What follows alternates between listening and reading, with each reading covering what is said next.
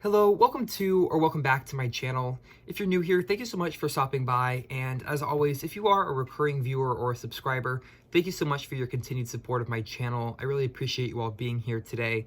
As of filming this video, it is April 9th, Sunday, April 9th. And so that means it is week 2 of the Beowulf April read-along that I'm doing alongside with Steve Donahue and David Wiley, where we are reading 4 different translations of the epic poem Beowulf.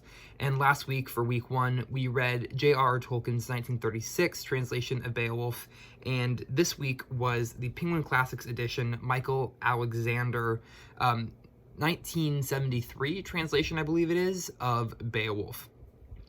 Now, for those of you who did not watch the first Beowulf video talking about the Tolkien translation, I'll go ahead and rehash the plot, a little bit of the poem. It's the same sort of core plot in all of these translations, and then just sort of, from what I can tell, the way that it is handled and sort of the pacing and the tone and whatnot is what changes translation to translation.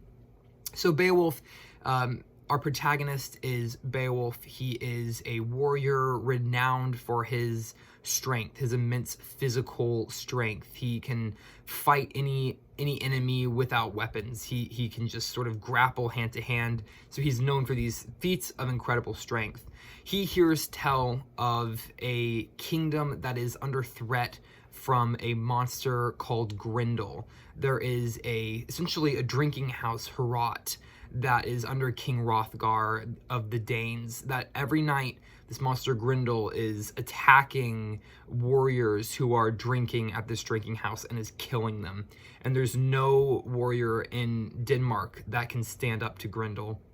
And so Beowulf hears tell of this news, and he decides to gather a team of men and sail from Geatland, where he is a famous warrior of, to sail to Denmark to defeat Grendel. So they make it to Denmark. They present themselves before the king and sort of give their explanation for why they're there. Beowulf gives the speech telling the king that he would like to attempt to kill this monster Grendel, and that if it goes poorly, he knows that Grendel will completely destroy his body. So the king doesn't have to worry at all about having to bury his body or take care of him if he's injured. All he has to do is return his breastplate and his armor back to his homeland, but that everything else the monster will take care of if he doesn't succeed. But if he does succeed, he will kill this monster that has been terrorizing the men of Denmark, the Danes.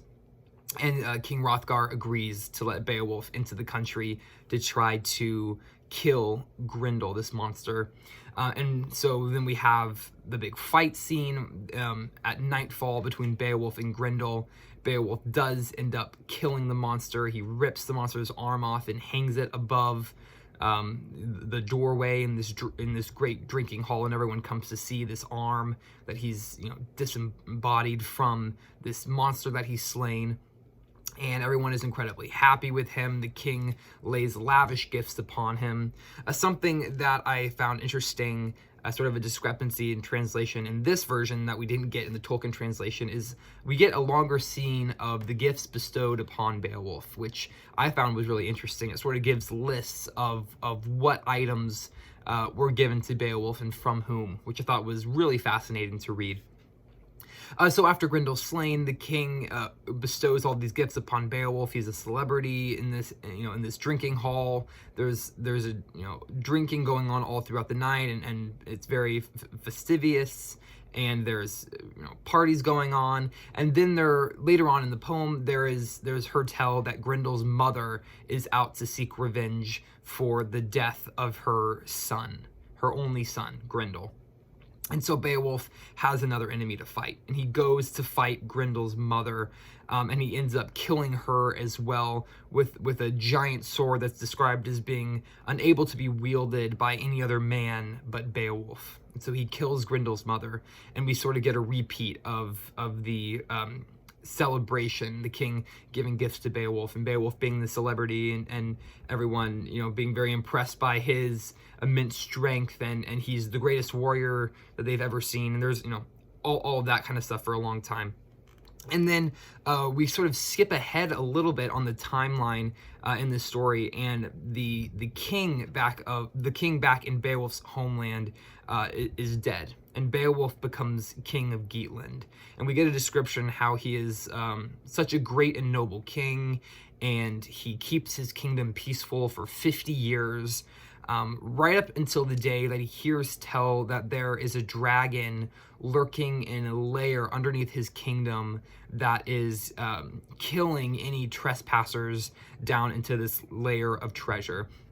And Beowulf hears this, and he knows that this is the last foe he will ever have to defeat. This is his last battle, but he must slay this dragon. And so he goes with his trusted manservant, and together they enter into this cavern where this dragon, hoards his treasure. And there is another epic fight scene. Beowulf does end up slaying the dragon, but not before the dragon's venomous teeth sink into Beowulf. And so Beowulf perishes alongside his final slain foe. And then the poem ends with a funeral pyre being built for Beowulf as his final warrior's send-off. And so it's quite a symbolic end as well. So as far as a translation goes, I enjoyed this translation a lot more than the Tolkien translation, and I've been sitting with that fact, trying to figure out why exactly that is.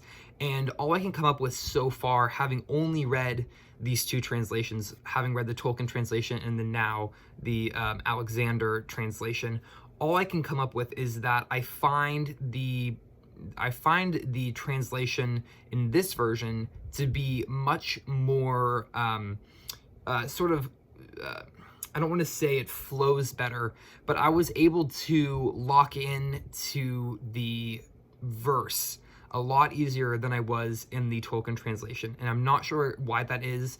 It could just be that I was already familiar with the story, having read the Tolkien version, so my brain sort of already knew the basic plot, and so it was able to lock in a little bit more, whereas in the Tolkien translation, I was scrambling a little bit, trying to make sure I was catching all of the details of the story. So that could be one of the things.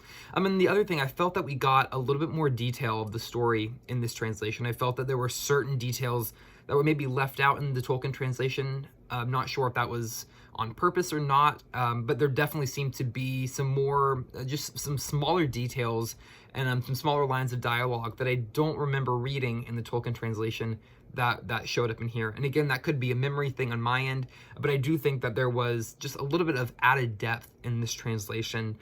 So as of right now, this is my favorite translation of the two that I have read. And then moving into next week, we will be reading the Burton Raffle translation, which I'm really excited to get to that. Sort of then to compare back to this one to see if that one becomes my new favorite, and if my new favorite is just whichever newer version I read, I'll be curious to see that.